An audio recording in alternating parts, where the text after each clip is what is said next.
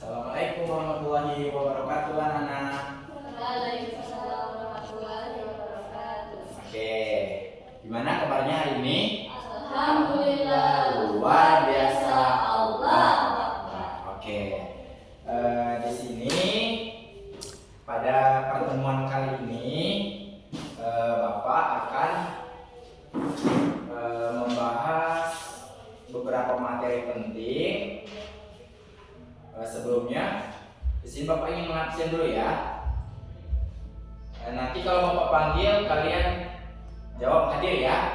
Oke, Dewi, Sapitri, oke, hadir semua ya.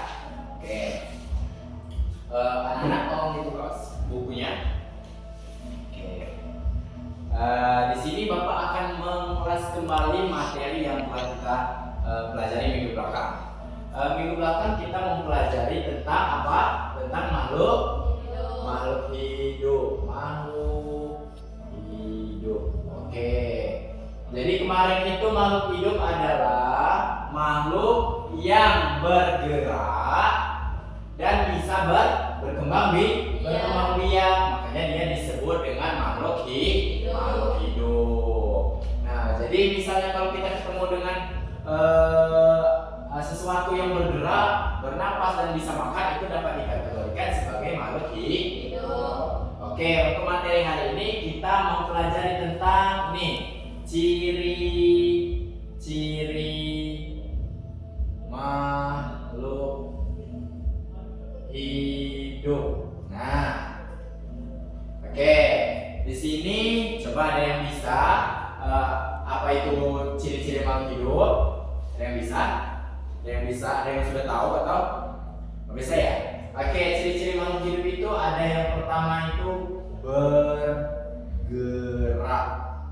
yang kedua bernapas, ketiga makan, dan yang keempat berkembang biak. Oke, benar, berkembang biak. Nah, dari keempat contoh ini adalah contoh dari ciri-ciri makhluk hidup. Nah, jadi yang dikatakan bergerak itu gimana? Yang bergerak itu gimana?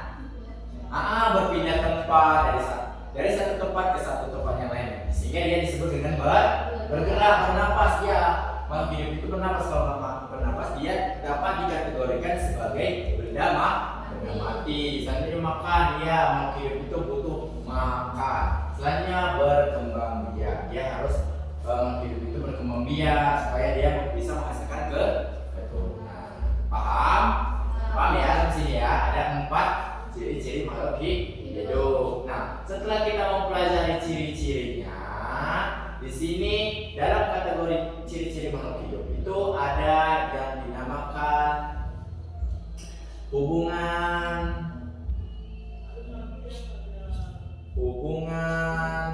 timbal balik makhluk hidup. Nah, hubungan timbal makhluk hidup itu terbagi menjadi 3. Yang pertama, kemarin apa?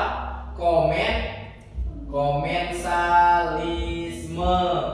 Kedua, parasitisme. Dan yang keempat ada mutualisme. Oke, komensalisme itu adalah hubungan timbal balik antara makhluk hidup. Yang satunya untung, yang satunya tidak rugi dan tidak untung. Ini arti dari komensalisme. Sementara parasitisme adalah yang satu untung, yang satu rugi. Pintar, sampai dia pintar. Selanjutnya mutualisme. Nah, sedangkan mutualisme ini yang satunya untung, yang satunya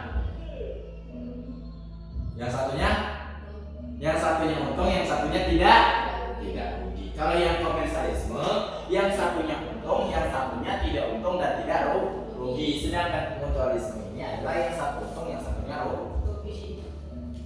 Oke, paham ya dari tiga materi ini. Nah, coba di sini Bapak kasih contoh misalnya kutu dengan manusia.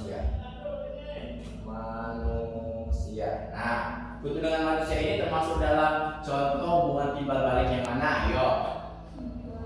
Hah? Oke. Dan termasuk dalam hubungan timbal balik mutualisme. Oke. Kasih tepuk tangan dulu ke Dewi. Oke, Dewi ya namanya ya. Dewi. Oke. Dari penjelasan Bapak ini gimana? Sudah paham? Paham ya? Oke, kalau sudah paham, di sini Bapak akan memberikan pekerjaan rumah. Tolong dicatat ya.